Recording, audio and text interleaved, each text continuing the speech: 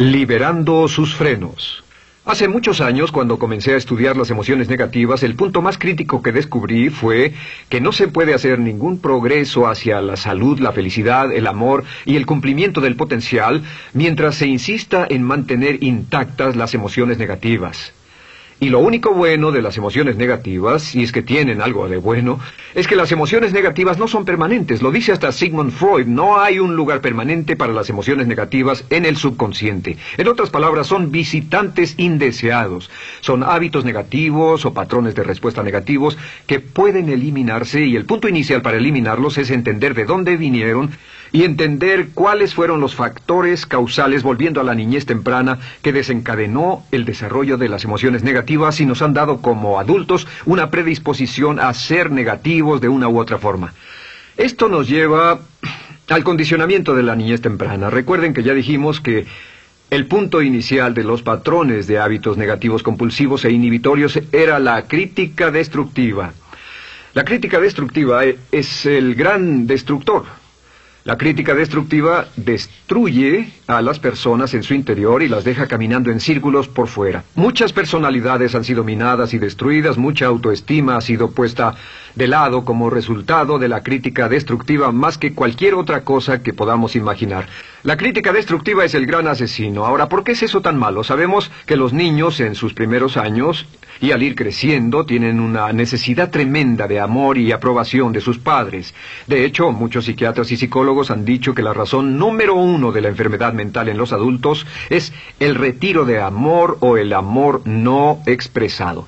Sabemos que cualquier persona con prestigio, una persona que es importante para un niño, tiene un impacto enorme en ese niño, y los niños hasta la edad de 6 años tienen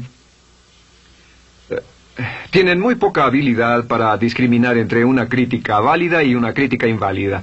Lo que esto significa es que todo lo que diga un padre o un pariente mayor o una persona mayor, cualquier cosa que diga una persona de prestigio o una persona importante para un niño es aceptada como cierta. Es aceptada como una representación válida de la realidad. Si una madre dice eres un niño malo, o si un papá dice eres flojo, si alguien dice no eres dependiente, o si alguien dice que somos estúpidos o tontos o feos, el niño no tiene capacidad alguna para discriminar entre lo válido y lo no válido. Ese niño acepta eso como una verdadera representación de la realidad. Va más allá de la mente consciente, va directamente al subconsciente y ahí se queda. Muchos de nosotros como adultos aún estamos viviendo en base a la información negativa que recibimos cuando éramos niños. Y después como adultos que decimos, pues decimos así es como soy, o siempre he sido así, o algunas personas dirán, pues es de familia, tu padre era así, los hijos son así, tu madre era así, etc. ¿De dónde viene? Nada de estas cosas es de familia. Por ejemplo, cuando estaba creciendo, mis padres habían sufrido la depresión, y la depresión les produjo un impacto enorme, y cuando hablábamos de comprar algo, lo recuerdo muy bien, mis padres se ponían muy tensos y decían, no podemos pagarlo, no podemos pagarlo, no podemos pagarlo, no podemos pagarlo. Tenían una mentalidad de carencia, esta mentalidad de no podemos pagarlo toda su vida. Y luego yo crecí, y aunque nunca he experimentado la depresión, y la mayoría de ustedes, 10, 20, 30, 40 años después, aún estamos diciendo, no puedo pagarlo, no puedo pagarlo, no puedo pagarlo. Aún tomamos como base esas frases críticas, esas frases emocionales que usaban nuestros padres. Tal vez sus padres les decían, como mi padre me decía a mí una y otra vez, nunca acabas lo que empiezas, nunca acabas lo que empiezas. Nunca acabas lo que empiezas. Eres un flojo, nunca acabas lo que empiezas. Y cuando fui adulto tuve muchos problemas para acabar lo que empezaba. Al acercarme al final de la tarea, comenzaba a sentirme ansioso y buscaba cualquier excusa por posponerla o retrasarla. El segundo factor que nos predispone a emociones negativas es la falta de amor. Sabemos que las personalidades de los niños se desarrollan al grado en que reciben una alta calidad y una alta cantidad de amor de sus padres. Existe una relación de 1 a 1 entre la cantidad de amor, la calidad de amor y una personalidad sana. Ese amor negado o la privación de amor es la causa clave de la infelicidad, la negatividad y la enfermedad mental en los adultos. Para que un niño se sienta realmente amado, el niño debe tener padres con buenos conceptos, y la mayoría de nosotros tuvimos padres que fueron víctimas de sus padres, que a su vez fueron víctimas de sus padres. Un escritor famoso dice que todo el mundo es víctima de una víctima. Todos son víctimas de víctimas. Nuestros padres quisieron criarnos de la mejor forma posible, pero ellos mismos fueron víctimas de víctimas. Y para que un niño se sienta realmente amado, deben existir 3 condiciones. La condición número 1 es: los padres deben amarse a sí mismos. Los padres deben amarse a sí mismos. Recuerden, nunca le podrán dar más amor a otros que el que sienten por sí mismos. Si no se aman a sí mismos, no pueden amar a sus hijos. Si tienen un poco de amor por sí mismos, deben difundirlo en sus hijos. Si tienen poco amor por sí mismos y es absorbido por sus esposos, entonces, a veces, aunque deseen amar a sus hijos, no tienen amor que darles. Sus padres querían amarlos y en muchos casos no tenían amor para darles, y eso es porque nunca lo recibieron cuando crecieron. El segundo requisito es: los padres deben amarse mutuamente. Para que un niño crezca sintiendo confianza en sí mismo, crezca sintiéndose amado, a salvo y seguro, debe crecer en un ambiente donde los padres se amen. No hay nada que le dé más temor a un niño que crecer en un hogar donde los padres peleen entre sí, donde los padres no se amen, donde haya dificultades, porque el niño siempre tiene una tendencia, primero que nada, ser una víctima, pues al niño se le grita y se le vocifera, y entonces cree que la razón por la que mamá y papá pelean es su culpa. Ahora, una investigación interesante: como hay muchas familias de un solo padre, la investigación interesante muestra que cuando uno de los padres se va como resultado de una separación o un divorcio, los niños que quedan invariablemente están convencidos de que la razón por la que el otro padre se fue se debió a algo que él hizo. Y es importante que si un matrimonio o una relación va a terminar y uno se va a ir, que el padre que se quede les diga a los niños una y otra vez que la razón por la que la relación no funcionó no tuvo nada que ver con ellos. Solo tuvo que ver conmigo y con papá, conmigo y con mamá. No tiene nada que ver con el niño. El niño necesita oírlo muchas veces antes de que se sienta confiado y seguro. Y por supuesto, siempre es mejor que un niño sea criado por un padre que lo ama que por 2 padres que no se aman. Una tercera condición que debe cumplirse si no quiere que exista la falta de amor es que los padres deben amar al niño. Los padres deben amar al niño. Bueno, esto parece muy obvio y muy lógico. La verdad es que, y esto es lo más difícil para usted y para mí como adultos, que ni siquiera lo pensamos, que es posible que nuestros padres no nos quisieron. No porque no lo intentaran, querían amarnos y tenían la intención de hacerlo, desde luego, etcétera, etcétera, pero simplemente como tenían conflictos mutuos y problemas sin resolver con sus padres, y sufrieron la guerra y la depresión, tenían que hacer carrera y otras responsabilidades, nunca lo lograron totalmente. ¿Entienden? Esa fue la dificultad. Lo deseaban, pero nunca lo lograron. La única forma en que puede amarse a un niño es pasando una gran cantidad y calidad de tiempo con el niño. Tiempo en gran cantidad y calidad con el niño. 10 minutos al día no bastan. Los niños se consideran valiosos según el grado en que las personas más importantes en su vida pasen tiempo con ellos. Si las personas más importantes en su vida, sus padres, solo pasan poco tiempo con ellos, los niños concluyen que la razón para ello es que tienen muchos defectos, que hay algo esencialmente malo en ellos y que por eso sus padres no pasan más tiempo con ellos. Los niños no piensan con la razón, lo hacen en forma emocional. Solo piensan: mi padre está aquí, me ama, y si no pasa tiempo conmigo, él o ella no me aman. Y si cualquiera de esas 3 condiciones existió o más cuando estaba creciendo, los padres no se amaban a sí mismos, o no se amaban mutuamente, o tal vez no lo amaban porque nunca lo lograron, aunque querían, entonces usted debe haber crecido en conjunción con la crítica destructiva que se llama culpa. ¿Y qué es la culpa? Pues simplemente la culpa es un sentimiento de no valer mucho. ¿De dónde sacamos este sentimiento? Lo obtenemos cuando continuamente gente importante nos critica en nuestra vida y simultáneamente no nos dan el amor que necesitamos. Sentimos que no valemos mucho o que no valemos nada. Y un sentimiento de culpa nos lleva a un sentimiento de falta de mérito, falta de valor y culpa. Y esa culpa, ese sentimiento de falta de mérito, es el mayor problema del siglo XX, la principal fuente de enfermedad mental. Es la fuente principal de los problemas en las relaciones, la fuente principal de enfermedad psicosomática, la fuente principal de la mayoría de los problemas que afectan a nuestra sociedad. Es el profundo sentimiento de culpa y falta de mérito que se expresa o se esconde en los pensamientos o en la actitud: no valgo suficiente, no valgo suficiente. No valgo suficiente. Ya hablamos de la autoestima y de lo importante que es. La autoestima significa me quiero mucho, me quiero mucho, me quiero mucho, me quiero mucho.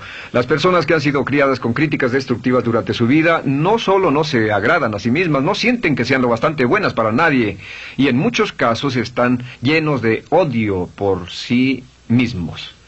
Se odian a sí mismos, se autocondenan o se detestan.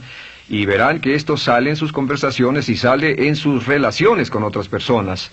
Las personas que no se quieren a sí mismas, aunque quieran tener buenas relaciones, simplemente no son capaces de ello. Las personas que piensan que no son buenas para nada siempre lo hacen aflorar, siempre será un problema. Ahora, ¿cuál es la razón principal de la culpa? ¿De dónde viene la culpa?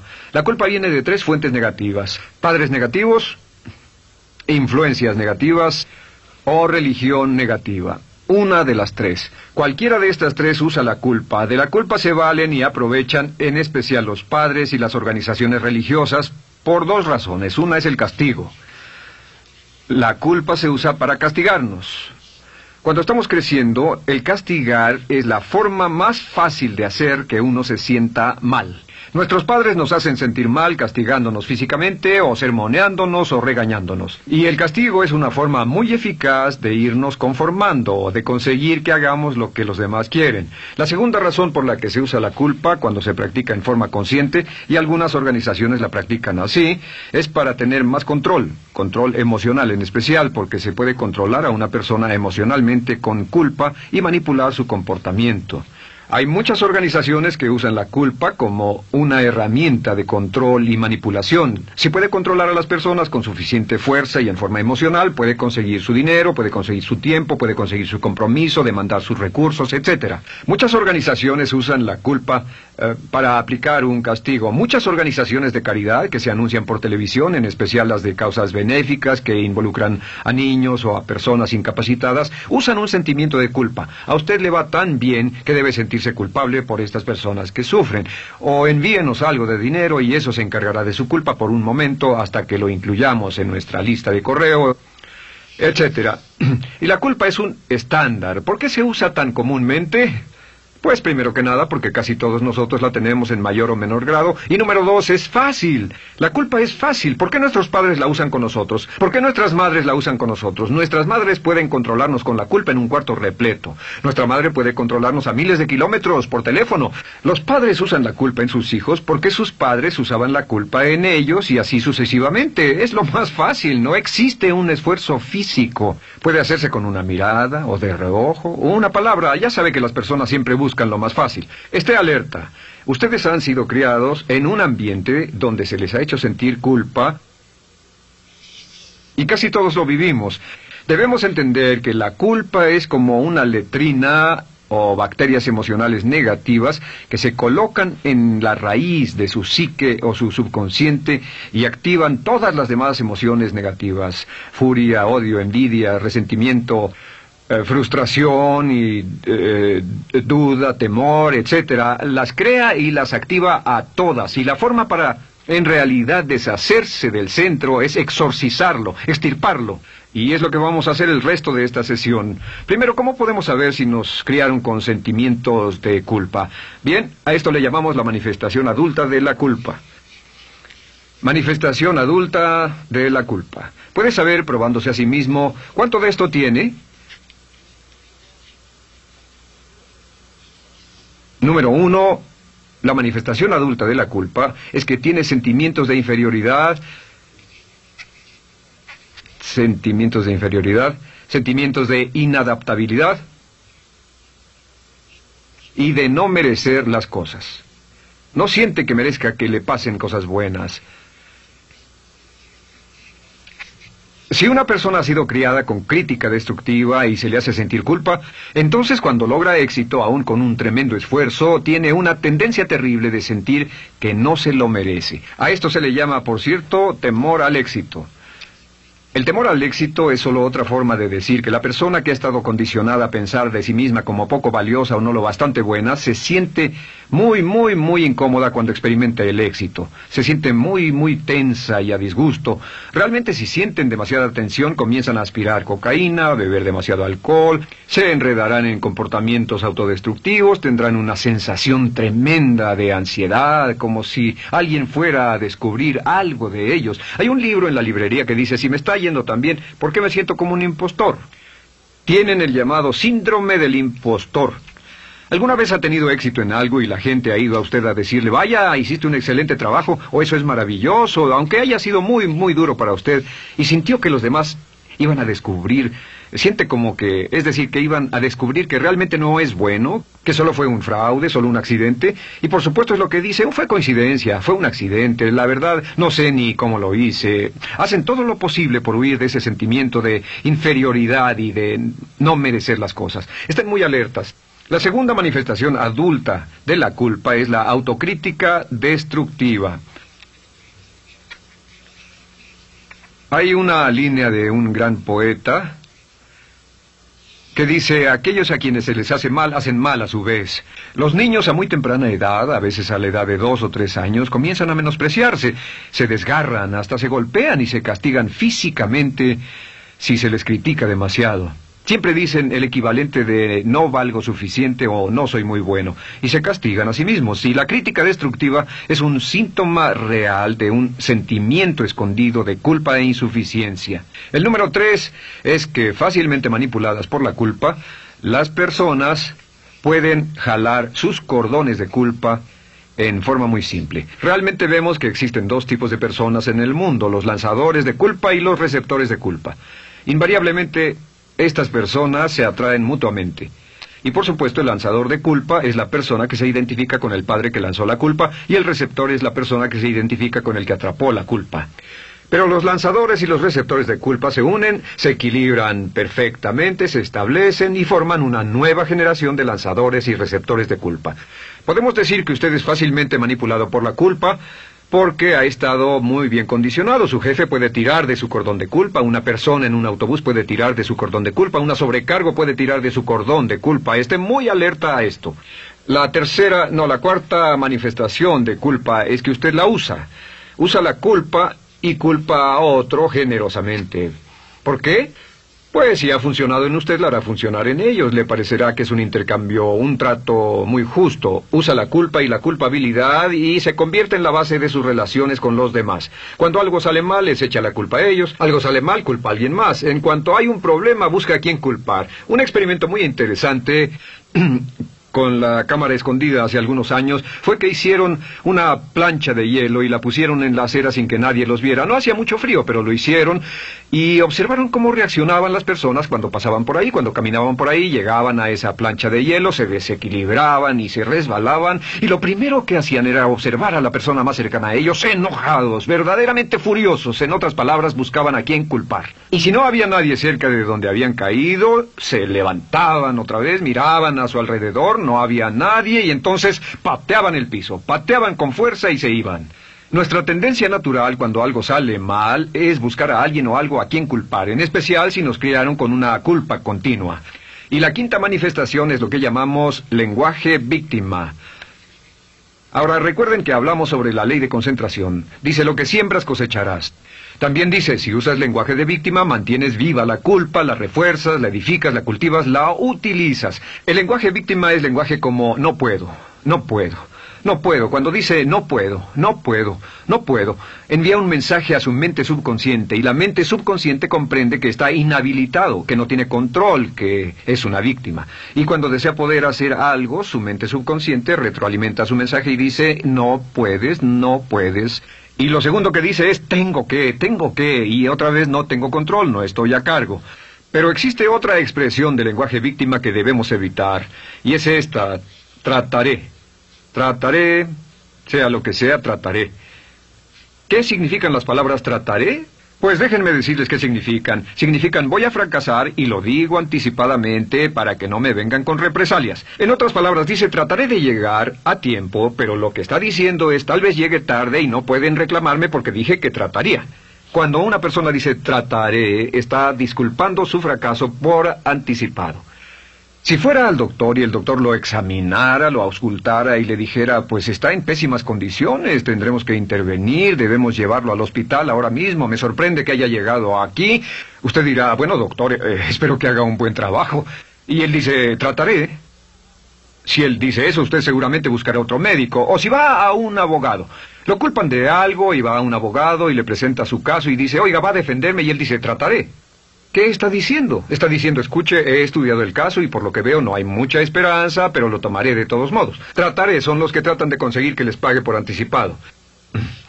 Otro juego de palabras que no debe usar. Por cierto, con respecto a trataré, lo que debe decir es lo haré o no lo haré. No trataré. Si alguna vez en nuestro negocio, tenemos un negocio muy activo, si llamamos a alguien y le pedimos alguna cosa o algún trabajo y dice trataré de conseguirlo para el viernes o trataré de terminarlo a tiempo, al instante sabemos que lo que quiere decir es que quiere sentirse libre, no comprometerse. Así que nunca dejamos que nadie se vaya con un trataré, debe ser hecho o no, y queremos obtener una seguridad. Si hace falta, nosotros lo hacemos. Cuando dicen trataré, lo que están haciendo es que se están lavando las manos. Esté alerta, la otra palabra es desearía. Dicen que un deseo es una esperanza o una meta sin energía detrás. Desearía. ¿Qué significa un deseo? Desearía significa que me gustaría tener algo, pero sé que nunca lo podré tener. Cuando dice desearía bajar de peso, ¿qué significa? Las palabras no dichas son, pero sé que no puedo. Porque no, por las excusas que tiene y el metabolismo que tiene y los problemas, etcétera. Siempre hay razones por qué debe salir, etcétera. Desearía dejar de fumar, desearía estar en forma. Desearía. Cuando usa la palabra desearía, le muestra al subconsciente que esto es algo que no cree que le sea posible lograr o adquirir. Entonces el subconsciente descarta completamente esto como meta y no le da energía, ni motivación, ni impulso, ni deseo de lograrlo. Así que esté muy alerta al lenguaje víctima. Esté alerta a la expresión sí, pero. O lo haría, sí, pero. Alguien le dice, haga esto, y usted dice, sí, pero. La palabra pero, por cierto, es el gran borrador. Si una persona le dice, podría incrementar sus ingresos o incrementar sus rendimientos, ser una persona mejor o más feliz o bajar de peso o lo que sea, no importa. Y usted dice, sí, pero. Lo que está diciendo es que está borrando toda la aseveración que ha dicho antes. Manda un mensaje a su subconsciente que dice, no hay posibilidad. Y no hace esfuerzo, no otorga energía, no ejerce capacidad alguna hacia el logro de esa meta. Y las personas que han sido criadas con culpa tienen 5 cualidades o 5 manifestaciones de adultos. Una es que se sienten inferiores, se sienten inadecuadas, sienten que no merecen que les pasen cosas buenas. Estén muy alertas a eso. El número 2... se autocompadecen continuamente, usan la autocrítica destructiva. El número 3, usan la culpa y la culpabilidad en ellos y en otros. El número 4, son manipuladas por la culpa. Y número 5, usan lenguaje víctima. Así que, ¿cómo nos deshacemos de la culpa? ¿No es sorprendente cómo se aclara esto? Este pizarrón, todo se borra. Tengo una varita mágica cuando me voy a sentar al escritorio. Entonces, ¿cómo nos deshacemos de la culpa? Para deshacerse de la culpa...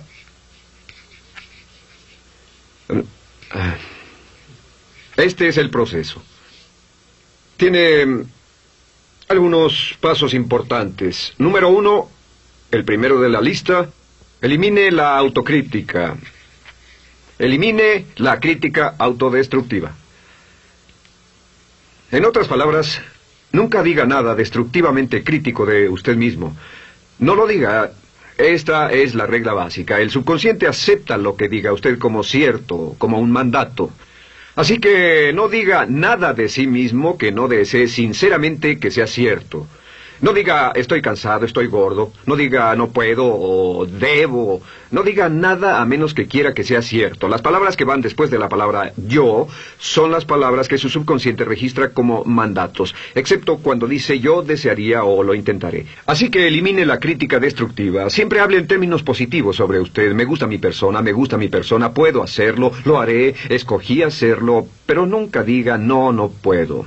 Número 2 es no dejarse manejar por la culpa. Rehúse ser manejado por la culpa. Porque cada vez que le permita a alguien que lo manipule por la culpa, ¿sabe qué pasa? Refuerza y hace más poderoso el efecto de la influencia de la culpa en su vida. Cuando yo crecí, debo decir que yo crecí en una familia que estaba muy influenciada por la religión negativa. Realmente mi madre, Dios la bendiga, tenía un cinturón negro en el pecado e hizo un trabajo verdaderamente soberbio en ello. Y yo tardé en sobreponerme. Cuando me casé con Bárbara, ella también venía del mismo tipo de familia y recapacitamos. Hay una hermosa respuesta cuando uno de los dos caía de nuevo en los viejos patrones. Decía, no tratas de hacerme sentir culpable, ¿o sí?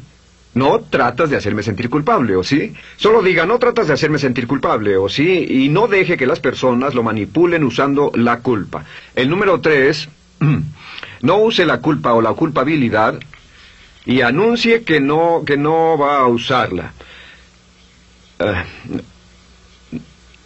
No la use en otras personas y permita que sus hijos o su cónyuge digan lo mismo. No tratas de hacerme sentir culpable, ¿o sí? Repítalo una y otra vez. Y si la otra persona le dice eso es lo que trato, contéstele no va a funcionar.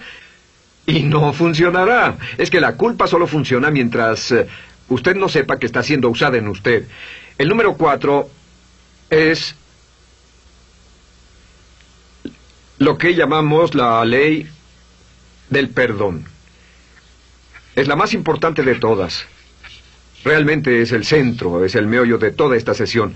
La ley del perdón simplemente dice que usted está sano mentalmente hasta el grado en que pueda perdonar libremente y olvidar las ofensas. Que su habilidad para perdonar a los demás es la clave que determina su felicidad y su éxito en la vida. Su habilidad para perdonar a los demás es la única forma de eliminar la culpa. Su disponibilidad para perdonar a los demás y olvidar ofensas es el determinante más importante de si usted está o no totalmente integrado y es un adulto que funciona como ser humano. Porque la tendencia de culpar y de guardar rencores es una tendencia patológica infantil que la poseen todas las personas que están enfermas mentalmente. La habilidad para olvidar, para perdonar libremente, es la marca del ser humano realmente iluminado. Ahora, acepte eso como real. Hay 4 personas a las que debe perdonar. Número 1, perdone a sus padres. Perdone a sus padres por todo lo que le hayan hecho para herirlo. La mayoría de nuestras investigaciones muestran que casi todos nuestros problemas como adultos se remontan a no estar dispuestos o no poder perdonar a nuestros padres por algo que hicieron que nos hirió. Perdónelos un 100%, escríbales, llámeles por teléfono, dígales, o cuando menos perdónelos en su corazón, pero perdone a sus padres. Número 2, perdone a los otros. Perdone a todos los demás. Perdone a todos los que lo hayan herido de algún modo, por cualquier cosa, y déjelo así. Ahora, hay muchos que dicen no puedo perdonar a esa persona por lo terrible que me hizo. Pero recuerde esto, el perdón es perfectamente egoísta. El perdón no tiene nada que ver con la otra persona, solo tiene que ver con su paz mental y con su propia integridad mental. Número 3, perdónese a sí mismo. Perdónese por todas las cosas débiles, tontas, insensatas y estúpidas que haya hecho, porque todas las personas han hecho cosas tontas, insensatas, estúpidas y ridículas, pero perdónese en un 100%. Y finalmente, la última parte de esto, si ha hecho algo que hirió a alguna persona, vaya a disculparse. Es sorprendente el hecho de vidas que se arruinan año tras año por personas que no tienen la fortaleza intestinal, las agallas y el valor para decir lo lamento. Una de las cosas más importantes es desarrollar carácter hasta el grado en el cual hacemos las cosas que son muy difíciles para nosotros, hasta el grado en el cual hacemos las cosas que sabemos que están bien, aunque sean difíciles, en especial cuando son difíciles emocionalmente. Y la clave para deshacerse de la culpa, la clave para ser una persona total y completamente positiva, es perdonar a los demás. Perdone a las personas con quienes ha sostenido una relación. Perdone a sus jefes anteriores. Perdone a los amigos que lo han herido. Perdone las inversiones que estuvieron equivocadas. Perdone a los jefes que lo despidieron. Perdone a sus padres. Perdone a todo el mundo. Desarrolle una actitud hacia la vida con la que rehúsa guardarle rencor a los demás. Solo repita una y otra vez: los perdono a él o a ella por todo. Los perdono por todo. Los perdono por todo. Y eso es todo. La clave para librarse de las emociones negativas es rehusarse totalmente a continuar con cualquier situación negativa. No olvide que es un acto muy egoísta, y será tan egoísta como usted quiera. El acto del perdón lo libera y libera a la otra persona y le garantiza que se moverá rápidamente hacia el cumplimiento de su potencial. Para tener éxito, una mujer debe ser mejor en su trabajo que un hombre. Golda